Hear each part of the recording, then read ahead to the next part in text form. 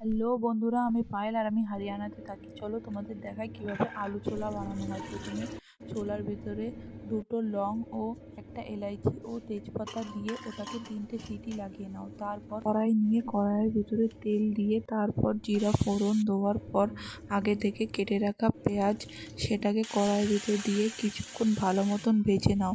ভেজে নেওয়ার পর আগে থেকে আদা রসুন বাটা সেটা দিয়ে দাও। তারপরে টমেটোর পিউরিও দিয়ে দাও। তারপরে কিছুক্ষণ ভালো মতন কষানোর পর ঘরের যে বেসিক মশলাগুলো থাকে সেগুলো দেওয়ার পর তার আগে থেকে কেটে রাখা আলু ও ছোলাটাকে ভালো মতন কষিয়ে নাও। কষানোর পর তার ভিতরে যেই ছোলার জল থাকে সেটা দিয়ে এটাকে ভালো মতন ফুটিয়ে নাও। তারপরে তোমাদের তৈরি হয়ে যাবে আলু ছোলা। এবার তোমাদের ইচ্ছা, তোমরা ভাতের সাথে খাবে বা রুটির সাথে। তাহলে তোমাদের কেমন লাগলো আমাকে কমেন্ট করে জানাবে। বাই।